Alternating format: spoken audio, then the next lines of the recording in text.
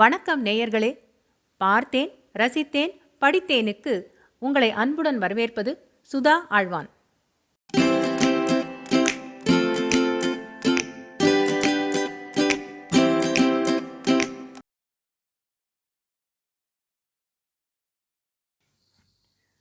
அமரர் கல்கியின் சாகித்ய அகாடமி விருது பெற்ற அலை ஓசை பாகம் 2 புயல் அத்தியாயம் 24 நல்ல மாமியார். திடீரென்று ஒரு நாள் தாமாவும் பாமாவும் சீதாவின் வீட்டுக்கு வந்தார்கள். அவர்களுடைய வரவு சீதாவுக்கு மிக்க குதூகலம் அளித்தது. பேச்சும் சிரிப்பும் பரிகாசமுமாக வீடு ஒரே கலகலப்பாய் இருந்தது. யோக க்ஷேமங்களை விசாரித்து குழந்தை வசந்தியை எடுத்து வைத்துக்கொண்டு கொஞ்சிய பிறகு, மிஸ்டர் ராகவன் எங்கே? அவரை கங்க்ராச்சுலேட் பண்ணத்தான் முக்கியமாக நாங்கள் இன்றைக்கு வந்தோம் என்றாள் பாமா. என் மாமியார் இன்றைக்கு ஊரிலிருந்து வருகிறார். அவரை அழைத்து வருவதற்கு இவர் ரயில்வே ஸ்டேஷனுக்கு போயிருக்கிறார் என்று சொன்னாள் சீதா. ஐயோ, மாமியார் வருகிறாளா? எனக்கு பயமா இருக்கிறதே என்றாள் பாமா.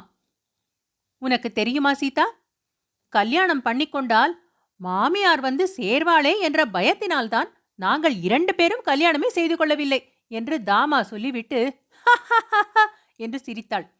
பாமாவும் கூட சிரித்தாள். சீதாவும் கொஞ்சம் சிரித்துவிட்டு, ஆனால் எனக்கு வந்திருக்கும் மாமியார் அப்படிப்பட்டவர் இல்லை. ரொம்ப நல்ல மனுஷி. அவரிடம் எனக்கு பயம் இல்லை என்றாள். உன்னை கண்டு உன்னுடைய மாமியார்தான் பயப்படுகிற வழக்கமோ என்று பாமா சொல்லிவிட்டு என்று நகைத்தாள். அதுவும் கிடையாது என்று சீதா சொல்லிவிட்டு, ஏன் பாமா, இங்கிலீஷ்காரர்களுக்குள்ளே நாட்டு பெண்கள் மாமியாருக்கு பயப்பட மாட்டார்களாமே, மாப்பிள்ளைகள்தான் மாமியார்களை கண்டு பயப்படுகிற வழக்கமாமே என்று கேட்டாள். அதெல்லாம் ஹாஸ்ய ஆசிரியர்கள் பரிகாசமாக எழுதுகிற விஷயம். நகைச்சுவை இல்லாத நம்முடைய ஊர்க்காரர்கள் அதை உண்மை என்று எண்ணிக்கொண்டு இங்கிலீஷ் நாகரிகத்தை கண்டிக்க ஆரம்பித்து விடுவார்கள் என்றாள் தாமா. இவரை கங்க்ராச்சுலேட் பண்ண வேண்டும் என்கிறீர்களே, எதற்காக என்று சீதா கேட்டாள். ராகவன் சீமைக்கு போய்விட்டு வந்தவரானபடியால்தான் அவருக்கு அப்பேற்பட்ட தைரியம் வந்தது. நம் ஊர்க்காரர்களாயிருந்தால் தெருவிலே யாராவது விழுந்து கிடந்தால் நமக்கென்னத்திற்கு வம்பு என்று ஒதுங்கி போய்விடுவார்கள். ராகவன் சீமைக்கு போனவரானபடியால் சாலையில் குத்துப்பட்டு கிடந்தவனை உடனே ஆஸ்பத்திரிக்கு எடுத்து போய் போலீசிலும் தெரியப்படுத்தினார். இந்த மாதிரி கடமை உணர்ச்சியுடன் உன் கணவர் காரியம் செய்தது பற்றி எங்கள் தகப்பனார் ரொம்ப பாராட்டினார் சீதா. இதை உன்னுடைய கணவரிடம் சொல்லிவிட்டு போகத்தான் முக்கியமாக வந்தோம் என்றாள் பாமா. அன்றிரவு உண்மையில் நடந்தது என்ன என்பது சீதாவுக்கு நன்றாக நினைவில் இருந்தது. சீமைக்கு போய் வந்த தன் கணவர் நமக்கென்னத்திற்கு வம்பு, வண்டியை ஒதுக்கிவிட்டு கொண்டு போய்விடலாம் என்று சொன்னார். சூர்யாவும் தாரிணியும் தான் குத்துப்பட்ட உடலை காரில் தூக்கி போட்டுக்கொண்டு போய்விடலாம் என்று சொன்னார்கள். அவர்கள் இருவரையும் பார்த்து ராகவன், உங்களுடைய பிடிவாதத்தினாலேதான் இந்த தொந்தரவெல்லாம் வந்தது என்று 2-3 தடவை சொன்னது சீதாவுக்கு நன்றாக ஞாபகம் இருந்தது. ஆனாலும் சீதா அந்த விஷயத்தை இப்போது உடைத்துச் சொல்ல விரும்பவில்லை. தன் கணவனுக்கு தாமாவும் பாமாவும் அளித்த கௌரவத்தை தான் ஏன் மறுக்க வேண்டும் என்று எண்ணிக்கொண்டு சும்மா இருந்தாள். பிறகு ஏதோ நினைவு வந்து கேட்பவளைப் போல, பாவம், செத்துப்போன மனிதன் உங்கள் ஊர்க்காரனாமே, அது வாஸ்தவமா என்றாள். ஆமா, அவன் எங்கள் ஊர்க்காரன்தான். எங்கள் ஊர் என்றால் ரஜினிபூர். ஆனால் அவனுக்காக பாவம் என்று இறக்கப்பட வேண்டியதில்லை. ரொம்ப பொல்லாத மனிதன். பழைய ராஜா இருந்தபோது இவனுடைய அக்கிரமங்களை சகிக்க முடியாதான். எங்கள் அப்பா திவானாக வந்த பிறகு கொஞ்சம் பயந்து கொண்டு சும்மா இருந்தான். முக்கால்வாசி டில்லியில தான் இருப்பான். இங்கே என்ன வத்தி வைத்துக் கொண்டிருக்கிறானோ, யார் குடியை கெடுக்க சூழ்ச்சி செய்கிறானோ என்று அப்பாவுக்கு கூட கவலையாகத்தான் இருந்தது. அவன் செத்துப்போனது உலகத்துக்கு பெரிய நஷ்டம் இல்லைதான். ஆனாலும் சட்டம் சட்டம் அல்லவா? அவனை கொன்றவனை கண்டுபிடிக்கும் விஷயத்தில் அப்பா ரொம்ப பிரயத்தனம் செய்து இந்த ஊர் போலீஸ்காரர்களை முடுக்கிவிட்டு கொண்டிருக்கிறார். டில்லியில் போலீஸ் சுத்த ஊழல் என்று உனக்கு தெரியுமோ இல்லையோ? சீதாவுக்கு ரஜினிபூர் திவான் மீது கோபமாய் வந்தது. அவர் எதற்காக இந்த விஷயத்தில் சிரத்தை எடுக்க வேண்டும் என்று தோன்றியது. அப்படியானால் குற்றவாளியை இன்னும் கண்டுபிடிக்கவில்லையா என்று கேட்டாள். எங்கே கண்டுபிடிக்கப் போகிறார்கள்? 3 வருஷம் தேடிவிட்டு கடைசியில் கொலையே நடைபெறவில்லை என்று சொல்லிவிடுவார்கள். இந்த புதுடில்லி போலீசாரின் லட்சணம் அப்படி என்றாள் தாமா. சீதா தன் மனத்திற்குள் அப்படியே நடந்துவிட்டால் நல்லது என்று நினைத்து கொண்டாள். ஒரு கொலைகாரி தப்பித்துக் கொள்ள வேண்டும் என்பதில் தனக்கு ஏற்பட்டிருக்கும் ஸ்ரத்தையை நினைக்க அவளுக்கே வியப்பாயிருந்தது. ஒருவர் பேரிலும் சந்தேகம் கூட இல்லையா என்றாள். யாரோ ரஜினிபூர் பைத்தியம் என்று ஒரு ஸ்திரீ.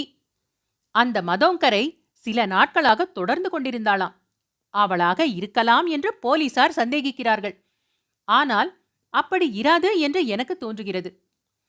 பெண்ணாய் பிறந்தவள் ஒருத்தி அவ்வளவு துணிச்சலான குற்றத்தை செய்ய முடியுமா என்றாள் பாமா. இதற்கு தாமா, ஏன் முடியாது, ஏன் துணிச்சல் வராது? ஸ்திரீகளுக்குள்ளே எத்தனையோ ராட்சசிகள் இருக்கிறார்கள். ராமாயணத்தில் சொல்லியிருக்கிறதே.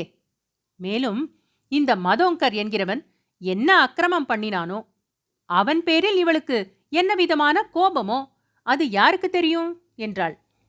இந்த சமயத்தில் டெலிபோன் மணி கிணுகிணுவென்று அடித்தது. சீதா ரிசீவரை எடுத்து காதில் வைத்து யார் என்று கேட்டாள். பேசியது சூர்யா. தானும் தாரிணியும் சீதாவின் வீட்டுக்கு புறப்பட்டு கொண்டிருப்பதாக சொன்னான்.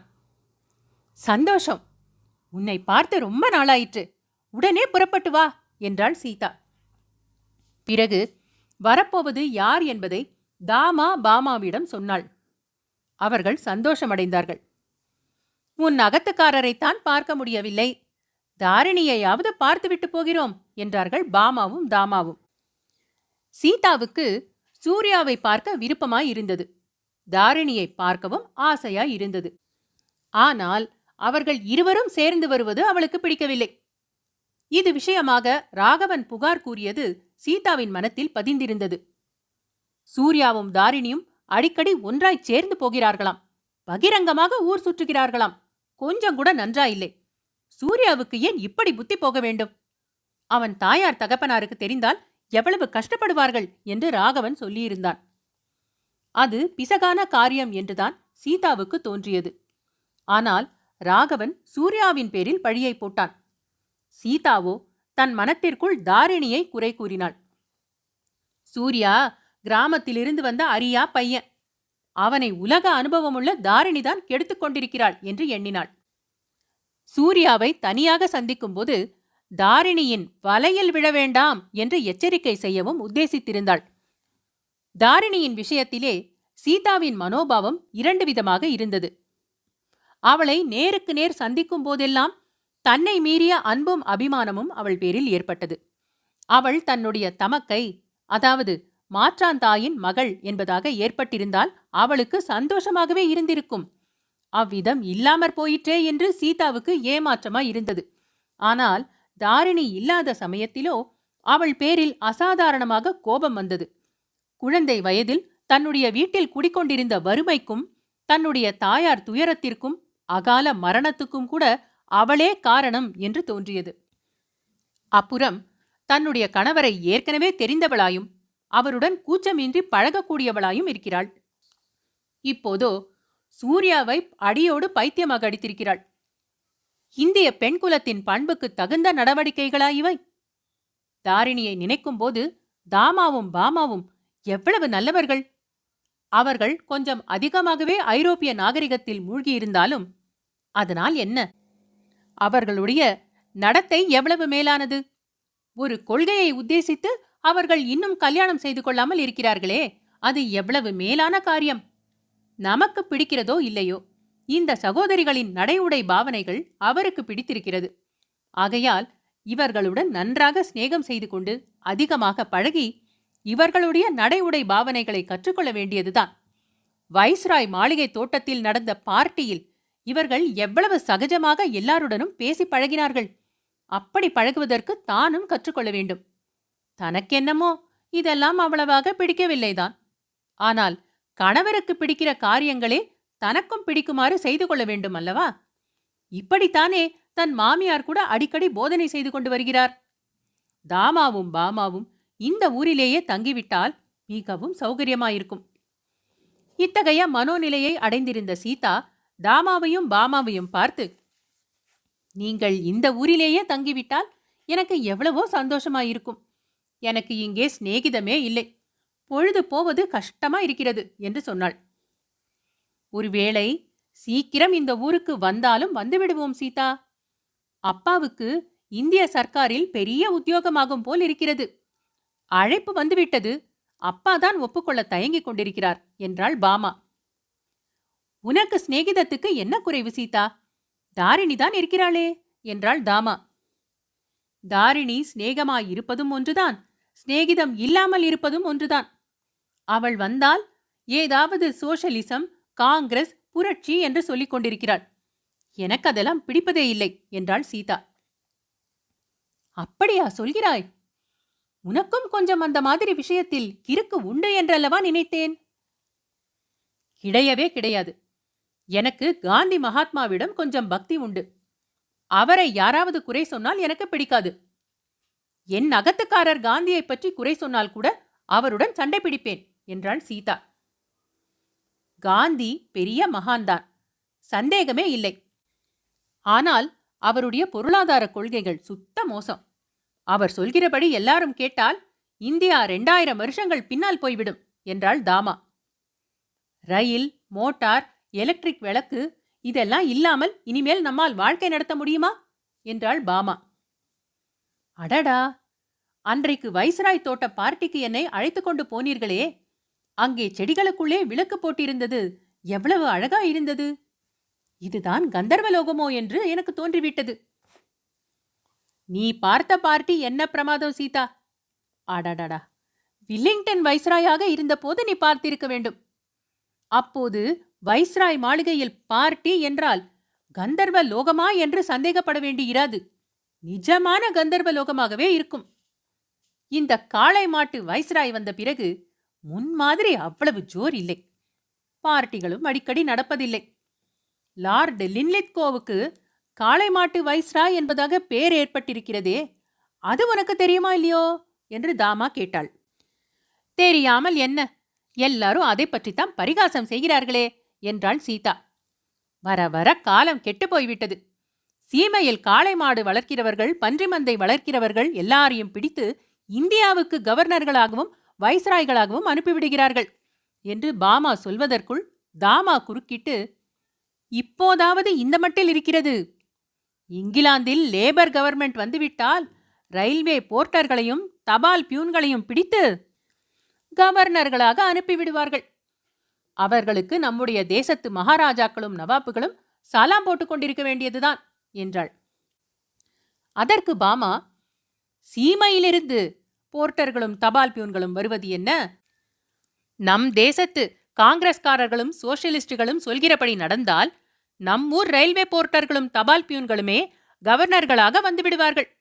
எது உனக்கு தேவலை சீதா என்று கேட்டாள். சீதாவுக்கு ராஜம்பேட்டை கிராமமும் ராஜம்பேட்டை தபால் சாவடியும் நினைவுக்கு வந்தன. தபால்காரன் பாலகிருஷ்ணன் கவர்னர் வேலைக்கு வந்தால் எவ்வளவு அழகாயிருக்கும் என்று தனக்குள் நினைத்து பார்த்து கொண்டு சிரித்தாள். இந்தியா தேசத்தில் சர்க்காரும் சர்க்கார் உத்தியோகஸ்தர்களும் இப்போது நடக்கிறபடியே நடப்பதுதான் நல்லது என்று தோன்றியது. இந்த சமயத்தில் சூர்யாவும் தாரிணியும் உள்ளே வந்தார்கள். தாமாவும் பாமாவும் ஹலோ மை டியர் என்று தாரிணியை கட்டிக்கொண்டும் கையை பிடித்து குலுக்கியும் முகமன் கூறினார்கள். சீதா சூர்யாவை கொஞ்சம் தனியாக அழைத்து போய், அம்மாஞ்சி, உன்னிடம் ஒன்று சொல்ல வேண்டும். தாரிணியிடம் உனக்கு என்ன இவ்வளவு சிநேகம்? உன் அப்பா அம்மா கேள்விப்பட்டால் என்ன நினைப்பார்கள்? வீணாக பேரை கெடுத்துக் கொள்ளாதே. நான் பார்த்து உனக்கு நல்ல பெண்ணாக கூடிய சீக்கிரம் கல்யாணம் செய்து வைக்கிறேன் என்றாள். சூர்யா புன்னகையுடன், நல்ல பெண் எங்கே பார்த்து வைத்திருக்கிறாய்? இவர்கள் 2 பேரில் ஒருவரையா என்று கேட்டு பாமா தாமா இருந்த பக்கம் பார்த்தான். சீச்சி, இவர்கள் 2 பேருக்கும் உன்னை விட அதிக வயது இருக்கும். இவர்களுடைய நவ நாகரிகத்துக்கும் உன் அம்மாவின் கர்நாடகத்துக்கும் ஒரு நிமிஷம் கூட பொருந்தாது. வேறு நல்ல இடம் பார்க்கலாம். நீ மட்டும் தாரிணியின் வலையில் விழாமல் இரு என்றாள் சீதா. அத்தங்கா, இந்த மாதிரியெல்லாம் பேச யாரிடம் கற்றுக்கொண்டாய்? தாரிணியை பார்த்து உன் மனத்தில் களங்கம் எதுவும் வேண்டாம். நான் தான் முன்னமே சொன்னேனே, நாங்கள் 2 பேரும் சோசியலிஸ்ட் கட்சியை சேர்ந்தவர்கள். அதனால் அடிக்கடி சந்தித்து பேச வேண்டியிருக்கிறது. 2 பேரும் சீக்கிரத்தில் லாகூருக்கு போவதாக கூட உத்தேசித்திருக்கிறோம். இதற்குள் தாமா, சீதா, அம்மாஞ்சியுடன் என்ன ரகசியம் பேசுகிறாய்? எங்களுக்கு அவரை இன்ட்ரடியூஸ் பண்ணக்கூடாது என்ற எண்ணமா?